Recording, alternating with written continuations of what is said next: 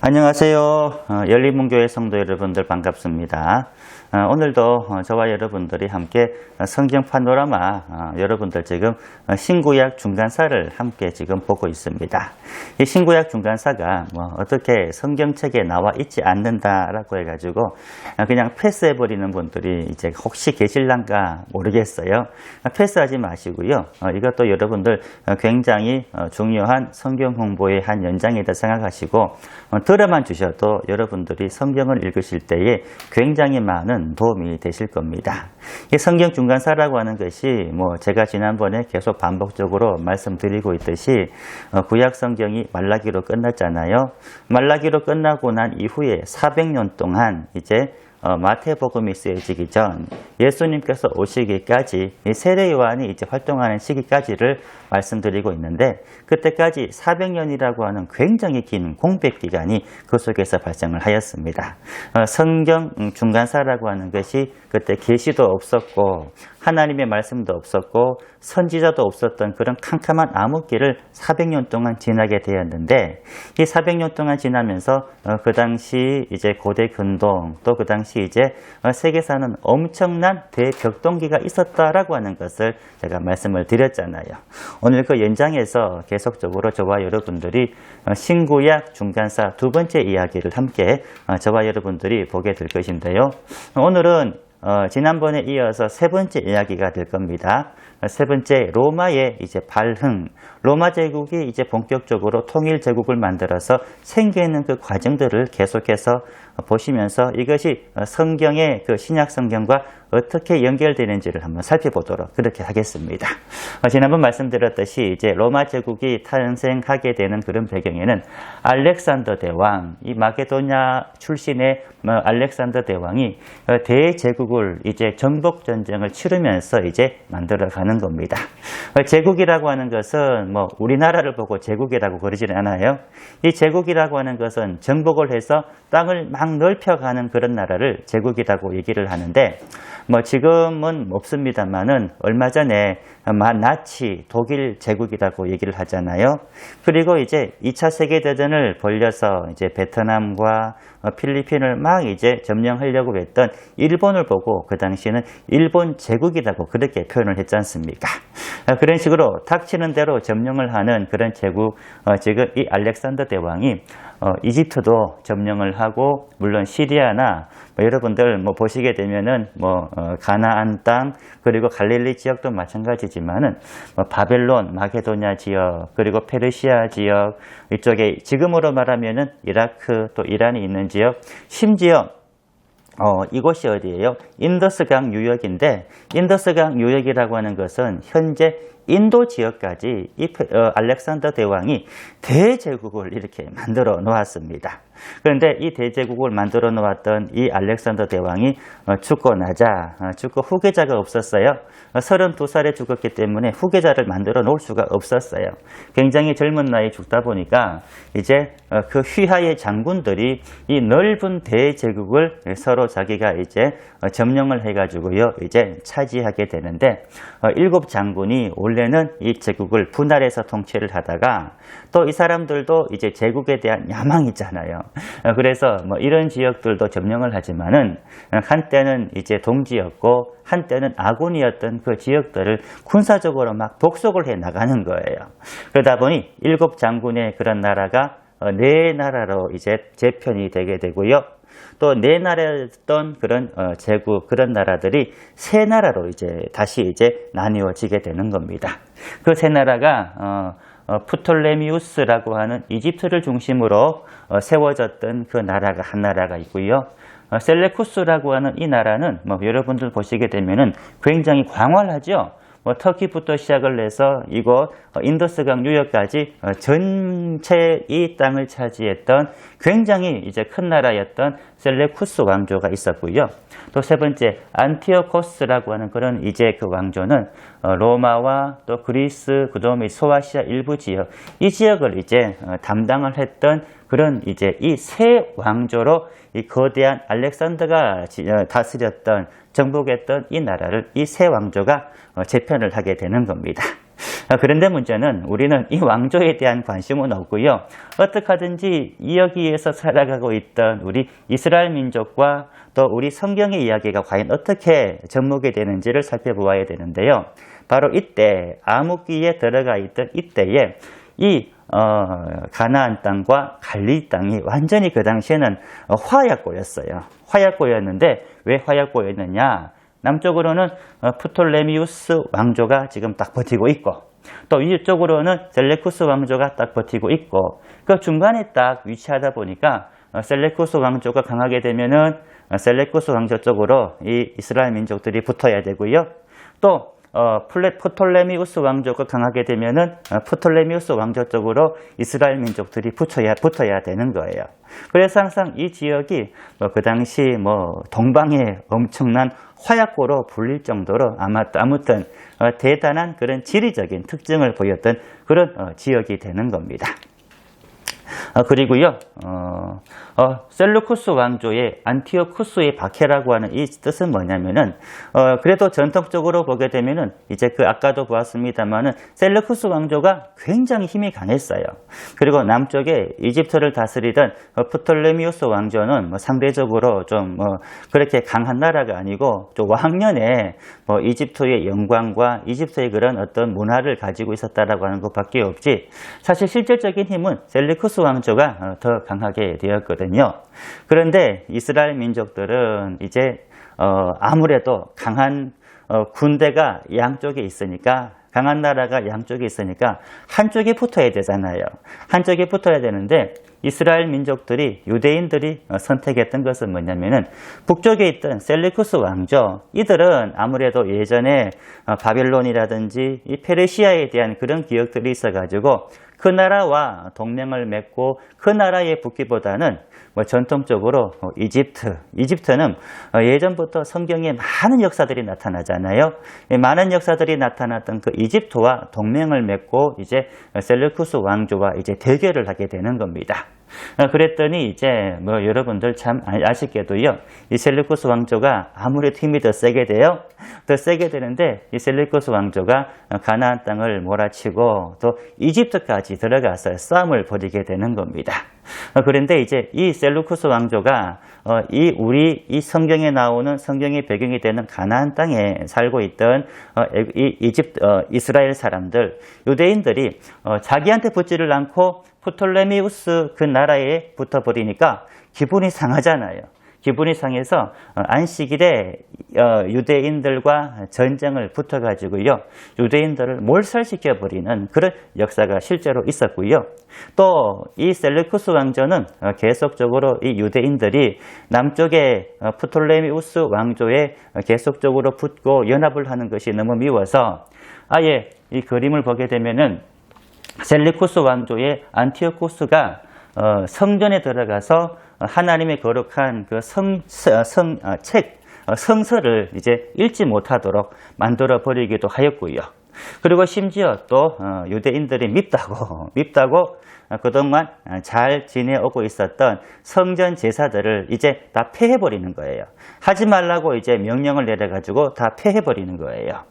폐해버리는 그런 상징적인 의미로 성전 마당 온 곳에다가 돼지피를 막 뿌려버렸어요. 이 돼지피라고 하는 것은 율법적으로 보게 되면은 굉장히 부정한 그런 상징적인 의미가 있는 건데 막 이제 성전에다가 뿌리니까 그 성전은 여러분들 이제 오염이 돼버리는 그런 어떤 이제 영적인 그런 상징적인 의미가 되어지는 겁니다. 또 그것으로 끝나지는 않고요. 거룩한 하나님의 그 성전 안에다가 안티오쿠스가 섬기고 있던 제우스 신상을 그 성전에다가 딱 세워버리게 되는 거예요. 여러분, 이 정도로 이제 이 셀루쿠스 왕조 안티오쿠스가 이스라엘 민족들을 박해를 하니까 여러분들이 이 구약 성경을 쭉 읽어오시면서 지금 중간사를 보고 있는데 이스라엘 민족들 머릿속에 남아있는 이 성전에 대한 그런 여러분들 이 사고, 이 성전이 이 정도 되게 되면은 여러분들 이스라엘 민족들은 가만히 있었겠어요? 가만히 있을 그런 사람들이 아니잖아요. 가만히 있을 사람들이 아니고요. 이제 이 성전 안에서 이제 싸움이 일어나게 되는데 큰 싸움이 일어나게 되는데 그 큰 싸움을 여러분들에게 설명하기 전에 또 문제는 뭐냐면은 이제 셀루쿠스 왕조 그리고 안티오쿠스가 이제 이스라엘을 점령을 하다 보니까 이스라엘 이 백성들이 크게 두 부류로 그 이제 분위기가 나뉘어지는 거예요. 크게 두 파가 생기게 되는데 한 파는 사두개파라고 해서 사두개인들이 그 당시 생기게 되었고요. 또 두 번째는 여러분들이 또 성경을 통해서 정말로 많이 들었던 이름 바리새인이라고 하는 사람이 바로 이 무렵에 또 생기게 되는 거예요. 먼저 사두개인이라고 하는 그 사두개인 이름의 뜻은 뭐냐면은 사독 계열의 제사장 가문이다 라고 하는 그런 뜻의 이름을 가진 것이 바로 사두개인인데 굳이 사독 계열의 제사장만 이 사두개인이 아니고 이 사람들하고 친했던 사람들, 이 사람들의 계열을 동의했던 사람들이 대부분 다 통칭을 해가지고 사두개인이라고 그렇게 이제 이름을 붙일 수가 있었고요. 이 사두개인의 그런 사람들의 그런 주로 환경은 뭐냐면은 굉장히 귀족이었어요. 굉장히 잘 사는 사람이었고 부유했었고 또 여러분들이 또 아시는 대로요. 이 사람들은 또 이제 여러분들 정치적으로 또 권력이 굉장히 강했던 사람이었어요. 그런데 그들이 부유하게 살 수 있었고 그들이 정치적으로 견고하게 서 있을 수 있었던 것은 무엇이겠어요? 그냥 자연스럽게 생긴 것이 아니고 이들이 이 셀레쿠스 왕조, 아까 보았던 안티오쿠스 4세하고 결탁을 했기 때문에 그들이 그 당시 큰 부를 누리고 있었고 또 부귀영화를 누릴 수가 있게 된 것입니다. 그러다 보니 이렇게 밀착 관계를 가지고 있다 보니 이 사두개인들의 그런 정신 속에서 보게 되면은 천국이라고 하는 개념이 없어요. 왜냐하면은 지금 자신들이 살고 있는 현실이 천국인데 굳이 천국을 찾을 필요도 없고 또 천국에 대한 이야기를 하지도 않고 천사에 대해서도 부정했던 그런 사람들이 바로 사두개인들의 특징이라고 하는 겁니다. 그런데 이 바리새인들은 어땠어요? 이 바리새인들은 이제 그 이름 뜻 자체가 분리된 사람이라고 하는 그런 뜻을 가지고 있는데요. 가지고 있는 토라, 이 토라를 엄격하게 문자적으로 준수하는 그런 사람들이었고요. 이 토라, 그 율법을 제대로 지키지 않은 사람들을 정죄하고 제대로 지키지 않은 사람들을 책망하면서 자신의 그런 이제 기득권들을 계속 유지하려고 하는 그런 사람들인데 이 사람들은 원래는 순수한 신앙 운동으로 이제 만들어진 그런 종파였어요. 사도계인들의 행포를 보니까는 도저히 안 돼서 율법대로 말씀대로 살아가고자 하는 그런 운동이었는데 이들도 나중엔 타락을 해가지고요. 지금 이렇게 바리새인이라고 하는 또 정상적이지 못한 그런 모습을 보이게 되는 겁니다. 그러다 보니 이 사도계인들은 헬라 사상들을 적극적으로 수용을 하지만 이 바리새인은요 헬라 사상을 절대적으로 이제 배격을 하는 거예요. 배격을 하는데 이 사두개인이 입는 옷과 바리새인이 입는 옷이 똑같아 보이지만은 이 두 사람의 옷이 굉장히 많이 차이가 있습니다. 바리새인들이 입는 옷만 보게 되면은 흰색의 파란 줄무늬가 있어요. 이것을 보고 탈릿이라고 하는데 여러분들이 혹시 그림을 보거나 영화를 볼 때 이런 탈릿을 입고 있는 그런 사람들은 바리새인이다 라고 그렇게 생각하시면 되고요. 혹시 성지순례 가시게 되면은 이제 그 예루살렘 성벽 아래서 이런 형태를 가지고 막 이렇게 기도하시는 분들이 계셔요. 그분들이 다 바리새인이다 라고 그렇게 생각하시면은 아마 여러분들 성지순례를 할 때나 영화를 보실 때 굉장히 많은 도움이 되실 겁니다. 그런데 이 사두개인과 바리새인들이 여러분들 친했겠어요? 안 친했겠어요? 우리가 신약 성경을 보게 되면 굉장히 친한 걸로 알고 있어요. 왜냐하면은 예수님을 이제 박해를 하고 십자가에 이제 달려 돌아가시게 할 때 이 사두개인과 바리새인들은 정말로 밀접하게 그야말로 밀접하게 이제 함께 하다 보니까는요 우리가 알고 있듯이 사두개인과 바리새인은 굉장히 친하다라고 보고 계시는데 전혀 아니에요. 완전히 상극이었어요. 굳이 따지게 되면은 견원질간이라고 해야 되나요? 견원지간이라고 하는 게 개하고 원숭이하고의 관계라는 뜻이잖아요. 이렇게 아웅다웅하는 그런 관계였는데 이제 이러한 사두개인과 이 바리새인 때문에 이스라엘 역사가 상당히 달라지는 그런 이제 이야기들을 보여주는 것이 중간 사이에 나오는 그런 이야기가 되는 겁니다. 여기 보게 되면은 마띠아를 중심으로 일어난 마카비 혁명이라는 그런 제목의 지금 이야기가 나오는데요. 그 이야기는 뭐냐면은 율법과 신앙을 중시하던 바리새인들이 중심이 되어 가지고요. 아까 여러분들 보셨죠. 지금 그 안티오쿠스라고 하는 셀레쿠스 왕조의 그 왕이 이스라엘을 점령을 해서 예루살렘 성전을 완전히 황폐화시켜 버렸고 오물을 만들어 버렸고 거기다가 제우스 신상까지 세워 놓았잖아요. 그랬더니 목숨을 거는 거예요. 목숨을 걸고 전쟁을 벌이는 그런 사람들이 나타나는데 바로 바리새인들이 그 역할을 하게 되는 겁니다. 바리새인들이 그 중심에 서가지고 이제 결탁을 하게 되는데 마띠아라고 하는 제사장의 그 사람이 제사장이 이 바리새인들을 규합을 해가지고 게릴라 전투를 하는 거예요. 셀리쿠스 왕조는 굉장히 강한 그런 호전적인 국가이기 때문에 정면 승부는 안 되고 계속적으로 게릴라 전투를 하는 아주 오랜 시간 동안 벌리게 되는데요. 마띠아도 이제 시간이 지나서 죽게 되고 마띠아의 셋째 아들이었던 마카비오라고 하는 사람이 지금 게릴라, 지금 이 혁명을 이제 완수를 하니까 이 사람의 이름을 따서 마카비 혁명이라고 그렇게 부르게 되었고요. 또 시간이 지나서 안티오쿠스가 죽자 비로소 이스라엘 그 예루살렘은 예전에 그 유대인 신앙을 다시 회복을 할 수가 있게 되었습니다. 유대인의 신앙을 회복을 하고 잠시 평화가 찾아왔을 때에 그 이제 힘의 공백기였던 밑에 있었던 남부의 그 왕국이었던 프톨레미 왕조도 쇠약해져 버렸고 또 북쪽에 있었던 셀레쿠스 왕조도 쇠약해져 버렸을 때 그 한 100년 정도의 그 힘의 공백기가 발생이 되었거든요.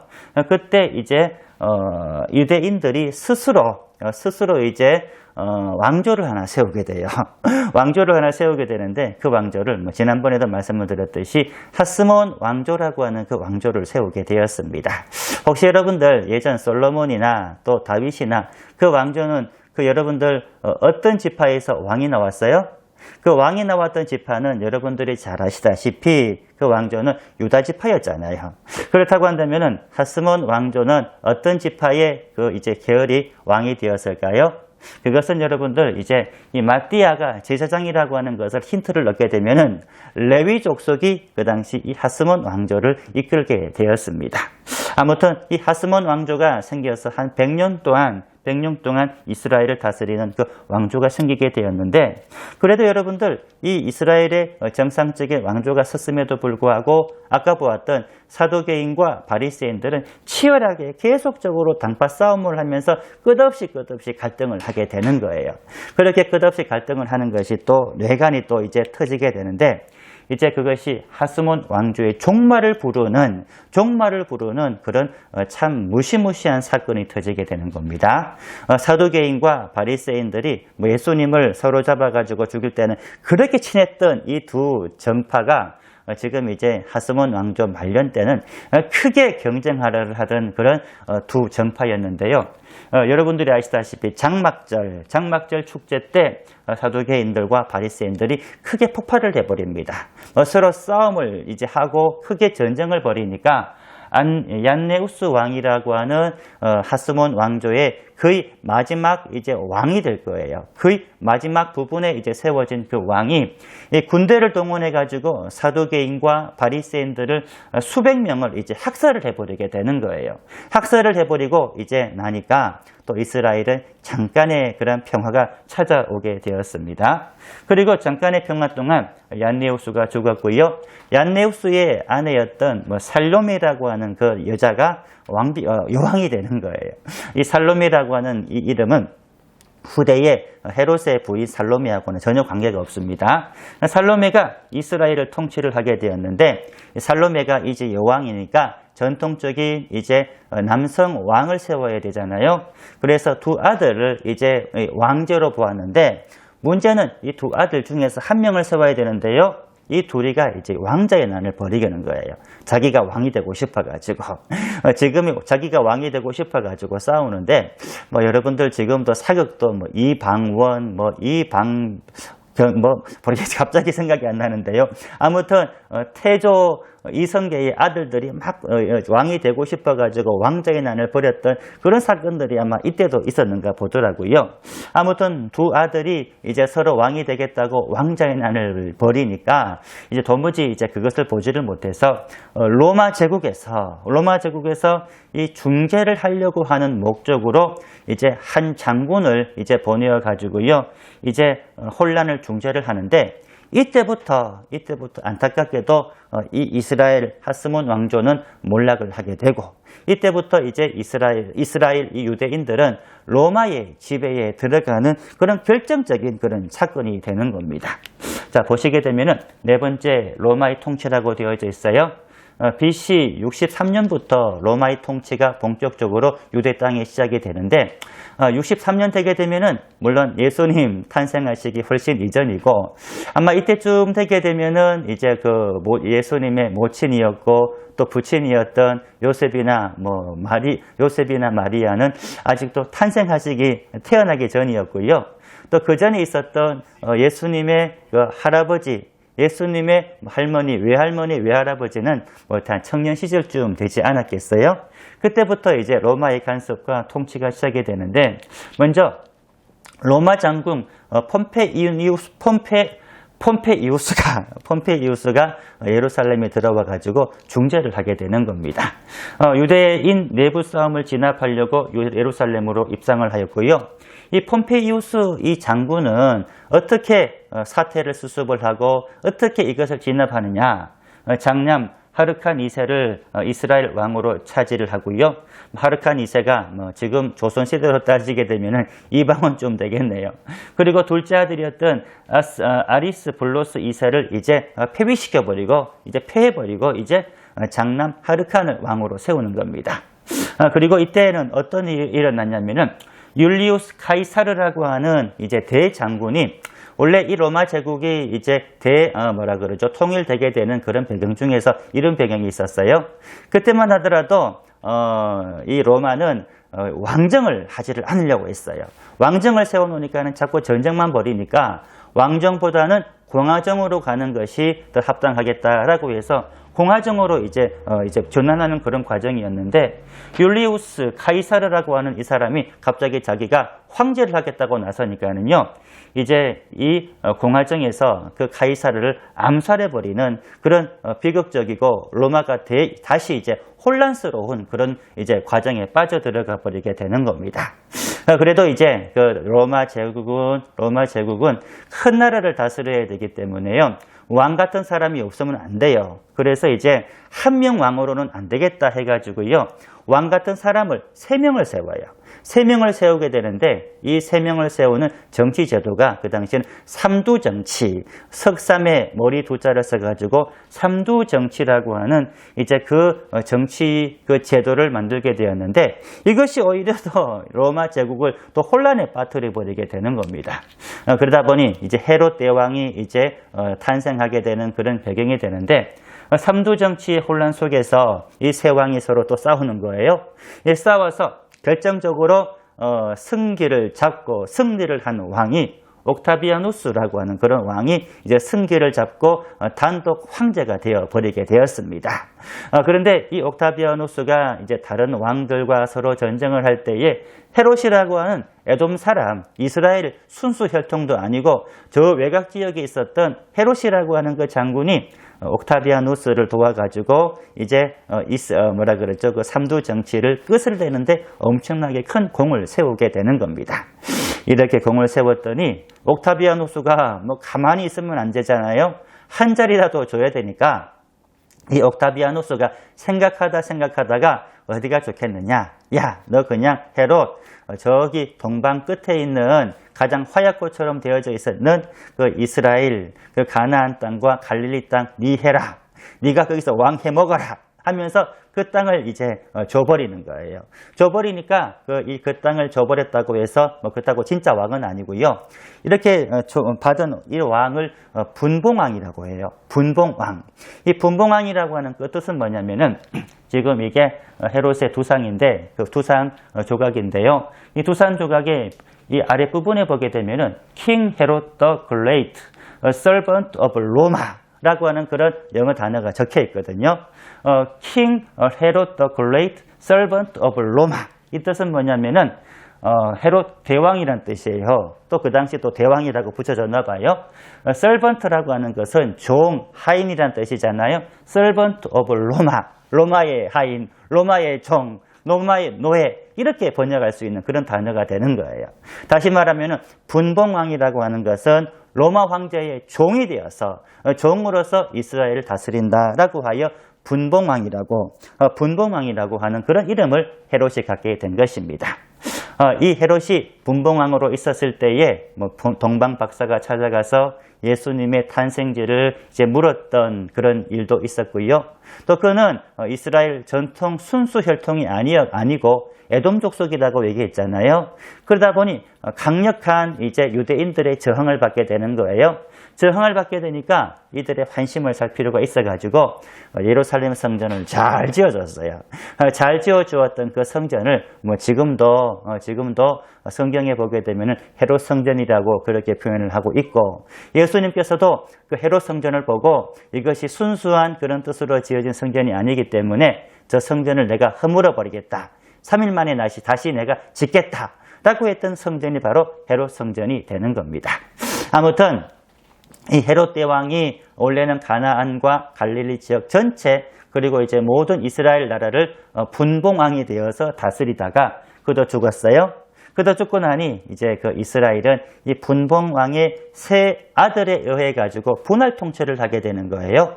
이 세 아들이 또 각자가 또 분봉왕이 되는데, 먼저 아켈라오라고 하는 그 왕, 아마 여러분들 성경에 보시게 되면은 아켈라오라고 하는 이름이 나올 거예요. 그는 유대 지역을 다스리는 분봉왕이 되었고요. 또 헤롯 안티파스라고 하는 이름도 아마 나올 거예요. 헤롯 안티파스는 갈릴리와 베레아 지방을 다스렸던 분봉왕이 되었고요. 마지막으로 헤롯 빌립이라고 하는 사람은 갈릴리 호수의 동쪽과 남쪽을 다스렸던 분봉왕이 되었습니다. 이렇게 분봉왕이 되었고, 분봉왕이 되다가 살다 보니까는 어떻게 했어요? 이스라엘 민족들이 갖은 압박에 다 처해 있는 거예요.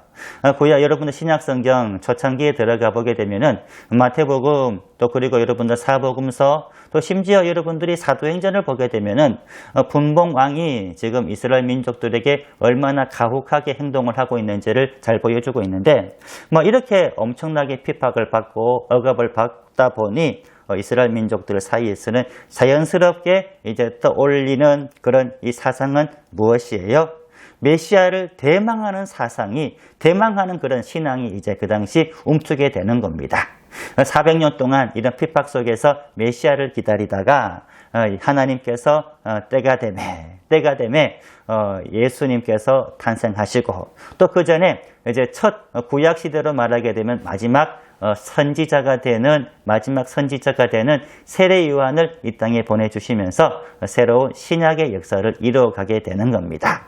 오늘 여기까지 할게요. 제가 중간사를 정리하다 보니까 2주 만에 끊으려고 하니까는 400년의 역사가 너무 긴 거예요. 다음 주는 이제 로마 시대 안에서도 어떤 일이 벌어졌고 이 일이 성경의 역사와 어떻게 연결되는지를 한번 보면서요, 여러분들 한 번만 더 중간사 강의를 해드리도록 그렇게 하겠습니다. 내일 주일입니다. 여러분들 편안한 마음으로 함께 만나시고 은혜 충만한 우리 모든 성도님들의 신앙생활이 될 수 있게 되기를 간절히 소망합니다. 여러분들 사랑합니다. 할렐루야.